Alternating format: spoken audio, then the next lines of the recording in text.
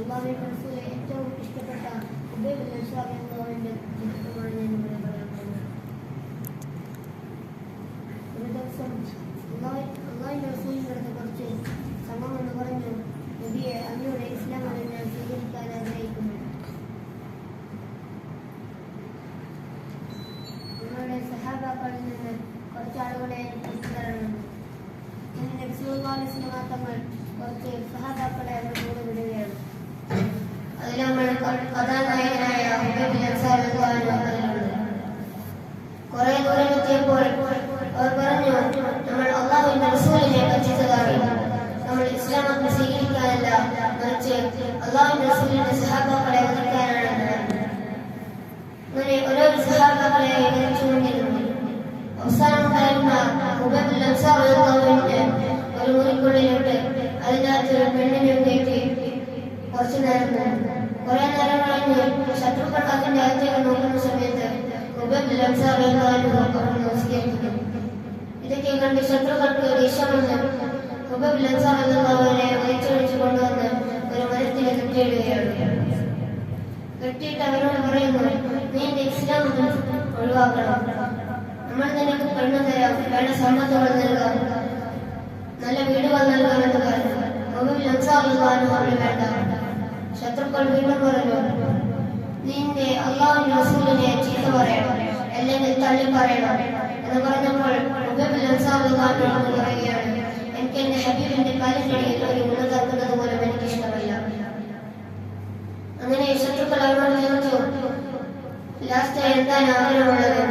പറഞ്ഞു, എനിക്ക് 2 റക്അത്ത് നമസ്കരിക്കാൻ സമയം തരണം. അപ്പോൾ ശത്രുക്കൾ പറഞ്ഞു, ആയിക്കോട്ടെ എന്ന് പറഞ്ഞ് ഉബൈദ് ബിൻ അൻസാരി നമസ്കരിക്കാൻ തുടങ്ങി.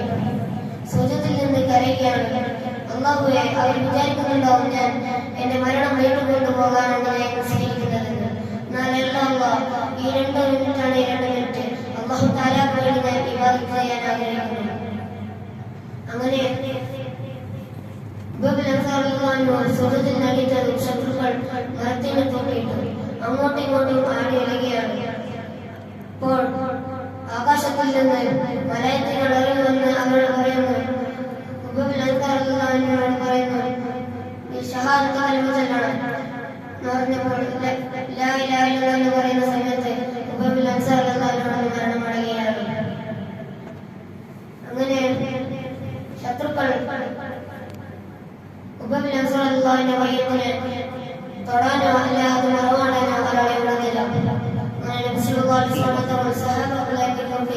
ചോദിച്ചു, ഞാൻ അത്രക്കും ഇഷ്ടപ്പെട്ട ഉബൈദ് ബിൻ അൻസാരിന്റെ ജനാസ ഏത് നേരമുള്ള സഹാബാണ് കൊണ്ടുവരുന്നത്.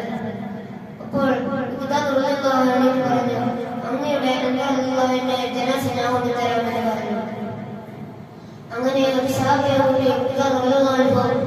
അങ്ങനെ പോയി കുറെ ദൂരം ഒരു മലയുടെ മുകളിൽ നിന്ന് നോക്കുന്ന സമയത്ത് അങ്ങോട്ട് അതിന് ചുറ്റും കുറെ ശത്രുക്കൾ കിടന്നുറങ്ങുന്നു.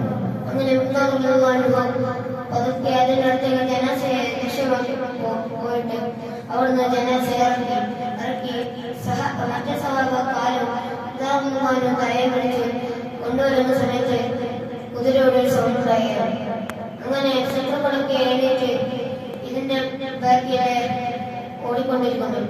അങ്ങനെ ബാക്കിലോട്ട് നോക്കുന്ന സമയത്ത് ശത്രുക്കളെ അടുക്കുകയാണ്. അങ്ങനെ അള്ളാഹുവിന്റെ റസൂൽ അത്രയും ഇഷ്ടപ്പെട്ട ഒരു സഹാബിയായിരുന്നു ഉബൈദ് ബിൻ അൻസാരി. അങ്ങയുടെ ജനാസയെ ഏറ്റെടുക്കണമെന്ന് പറയുന്ന സമയത്ത് ഭൂമി 2 പിളരുകയാണ്. അങ്ങനെ ആ പിള്ളേർ അവിടെ ജനാസ അവിടത്തേക്ക് ഇടുകയാണ്. അത് വീണ്ടും അവിടെ പഴയതുപോലെയാകുകയാണ്. ഇതേപോലെയാണ് നമ്മളുടെ ജീവിതം. 2 മിനിറ്റാണ് 2 മിനിറ്റ് അല്ലാഹു തആലക്ക് വേണ്ടി ഇബാദത്ത് ചെയ്യണം. ഈ പുണ്യമേറിയ റമദാൻ മാസത്തിൽ അല്ലാഹു തആലക്ക് വേണ്ടി നോമ്പ് നോക്കാനും നിസ്കരിക്കാനും തറാവീഹ് നിസ്കരിക്കാനും 5 വക്ത് നിസ്കരിക്കാനും അല്ലാഹു തആല തൗഫീഖ് നൽകുമാറാകട്ടെ.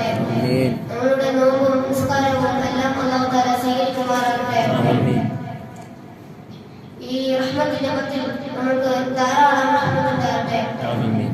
അവസാനം മരിക്കുന്ന സമയത്ത് ലാ ഇലാഹ ഇല്ലല്ലാഹ് എന്ന കലിമത്ത് തൗഹീദ് ഉച്ചരിച്ച് സ്വർഗ്ഗത്തിന്റെ ഫോട്ടോ കൊണ്ട് മരിക്കാനുള്ള തൗഫീഖ് നൽകണേ അല്ലാഹ്. ആമീൻ.